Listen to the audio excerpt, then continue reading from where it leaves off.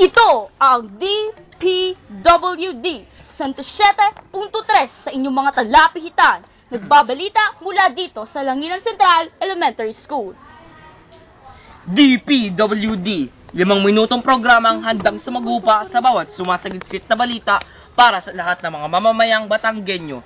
Ngayon ay 22 na Nobyembre, taon 2000 siyam.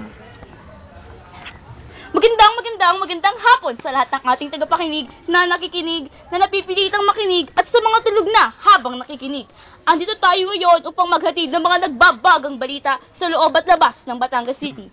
Sa ulo ng mga nagbabagang balita. PASG, kinatigan ni GMA.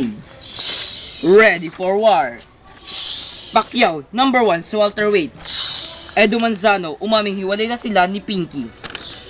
Ang mga balitang ito ay hatid sa inyo ng Head and Shoulders. Dito, siguradong clear ang dandruff mo.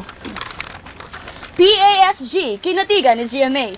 Kinatigan ni Pangulong Arroyo na ipagpatuloy at pag-ibayuhin ang kampanya ng Presidential Anti-Smuggling Group sa pangunguna ni Undersecretary Antonio Villar matapos magkausap ang Pangulo at si Villar hinggil sa temporary restraining order na binaba ni Judge Silvino Pampilon. Kasunod ng petisyon ng isang British national na nahulihan ng malaking halaga mula sa smuggled jewelry at diamonds. Sa ibang balita, ready for war, lakas kampi CMD Presidential Bet Gilbert Gibol Chodoro formal nang pronoklama ang kanyang Vice Presidential running mate na si Edu Manzano sa Philippine International Convention Center. Nandito po si Sena Mendoza para sa isang interview. Sena, pasok! Salamat sa iyo, Fatima. Andito po tayo ngayon sa PICC para interviewin si Secretary Gilbert Chodoro at Mr. Edu Manzano.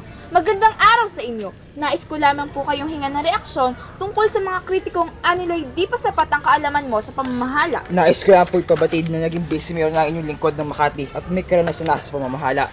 Secretary Gibok, paano niyo naman masasabi na epektibo ang tandem ninyong dalawa?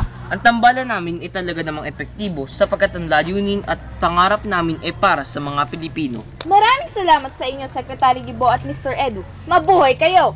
Sugod mga kapatid! Balik! Boo! Iwaksi ang takot sa germs. Narito na ang Band-Aid alcohol na katuwang natin sa kalinisan at kalusugan. Talbog na ang germs, sila pa ang lalayo sa'yo. Para sa ating sports balita, narito si Grace Pentino. Grace, pasok! Mga kaibigan, si Manny Pacquiao na po ang number 1 sa ranking sa welterweight division ng Ring Magazine matapos nitong manalo laban kay Miguel Cotto noong linggo, Nobyembre 15, 2000 at siyam. Sinasabing hindi ito tatanggapin ni Mayweather kaya kailangan niyang patunayan na siya ang mas karapat-dapat na maging number 1, ngunit walang kasiguruhan kung mangyayari ang Mega Pacquiao-Mayweather fight. Hirap ka na ba sa paulit-ulit na kirot, kati at kahol at sawa sa mga gamot na hindi ume-epekto? Narito na ang Ascof Lagundi Syrup. Ito ang natural at epektibong gamot laban sa ubo di gaya ng iba. Kaya gamitin na ang Ascof Lagundi Syrup. Ang oras natin ay alas 9:15 ng umaga. Ang oras na ito ay hatid sa inyo ng Technomarine. Oras mo, oras ko, oras nating lahat. Para sa ating showbiz news na naman, narito si Joyce. Joyce, pasok! Salamat, Fatima. Edu Manzano, umaming hiwalay na sila ni Pinky. Kinumpirma ng isang taong malapit kay Edu Manzano ang hiwalayan ng TV host at news anchor na si Pinky Webb. Aminado ang TV host sa nasabing balita, ngunit siya ay tumanggi sa pagbibigay ng impormasyon ukol dito. Balik sa iyo, Fatima. Salamat sa iyo, Joyce. Samantala, para sa ating weather balita, andito si Maya. Maya, pasok! Para sa kalagayan ng panahon, ng Katimugang Luzon ay nakararanas ng maulap na panahon na may dalang pabugso-bugsong ulan.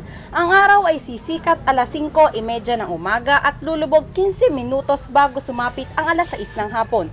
Bagamat walang bagyo, kung ayaw niyo mabasa, magpayong kayo. Balik sa iyo, Fatima. Maraming salamat sa iyo, Maya. Ang bilis ng oras. Lumipas na naman ang 5 minutong programa natin. Kailangan na naming magpaalam. Salamat at lagi niyong tandaan na huwag yung pipilitan ng ayaw, baka pumaya.